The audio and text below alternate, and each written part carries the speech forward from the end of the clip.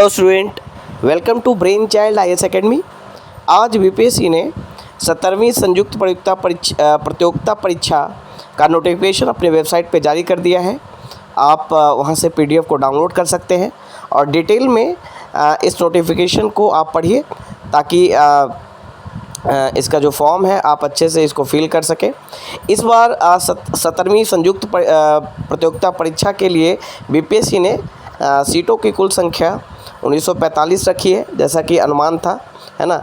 और इसके साथ ही साथ सीडीपीओ के 12 सीट से, यानी सीटों की कुल संख्या 1957 है, 1957, ठीक है। जिसमें जो संयुक्त प्रतियोगिता परीक्षा है उसके लिए 1945 सीट, और जो सीडीपीओ वाला सीट है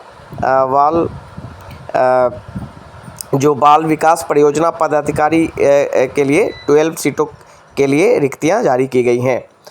तो यहाँ पे ध्यान देने वाली बात ये है कि ये जो फॉर्म फिलअप है, जो ऑनलाइन फॉर्म फिलिंग का जो प्रोसेस है वो 28 सितंबर से स्टार्ट हो रहा है, और 28 सितंबर 2024 से स्टार्ट होकर ये 18 अक्टूबर 2024 तक आप फॉर्म को फिल कर सकते हैं ऑनलाइन, है ना। तो ये डेट आपको मार्क करके रखना चाहिए।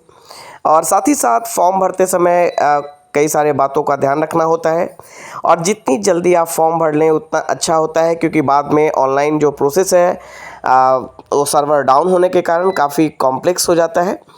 यहाँ पे अगर हम शैक्षणिक योग्यता की बात करें तो 17वीं संयुक्त प्रारंभिक प्रतियोगिता परीक्षा के लिए जो योग्यता है वो मिनिमम स्नातक या समतुल्य परीक्षा में उत्तीर्ण होना चाहिए, जबकि बाल विकास परियोजना पदाधिकारी का जो न्यूनतम जो शैक्षणिक योग्यता है उसमें मान्यता प्राप्त विश्वविद्यालय से स्नातक डिग्री के साथ साथ आपको वैकल्पिक विषय के रूप में, यानी मेंस का जो एग्ज़ाम होगा उसमें वैकल्पिक विषय के रूप में गृह विज्ञान, मनोविज्ञान, समाजशास्त्र, श्रम एवं समाज कल्याण को भी आपको रखना होगा। यानी प्रीलिम्स एग्ज़ाम दोनों का साथ ही साथ होता है, परंतु मेंस एग्ज़ाम दोनों का अलग अलग होता है, तो ये ध्यान रखना है।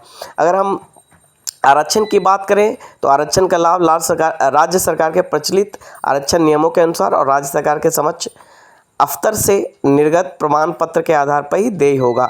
ऑनलाइन आवेदन पत्र में इंगित कॉलम में आरक्षण का दावा नहीं करने पर आरक्षण का लाभ नहीं होगा, है ना। जाति के आधार पर आरक्षण का लाभ उन्हीं उम्मीदवारों को मिलेगा जिनका स्थायी निवास बिहार राज्य में है, यानी बाहर स्टेट से जो है उनको आरक्षण का लाभ नहीं मिलेगा। और आरक्षण का जो क्राइटेरिया है वो पुराना वाला ही आरक्षण है ना। एक नया जो 65% आरक्षण की बात की जा रही थी वो लागू नहीं हुई है, उसे कोर्ट ने रद्द कर दिया था। और इसमें आपको ये भी बता दें कि ताती तत्वा जो कम्युनिटी है उसको जो है मतलब ईबीसी में उसको फिर से रखने की बात की गई है, तो ये भी यहाँ पे ध्यान देना है। आयु सीमा की बात करें तो 1/8/2024 तक जिसकी उम्र 20 वर्ष, 21 वर्ष या 22 वर्ष एवं ये मिनिमम इतना होना चाहिए, न्यूनतम उम्र है।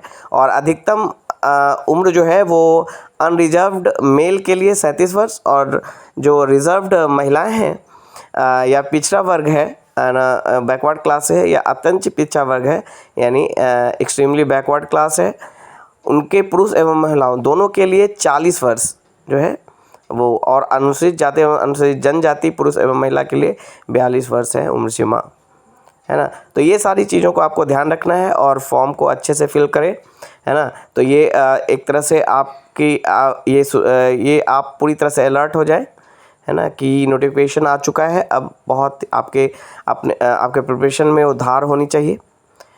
Thank you.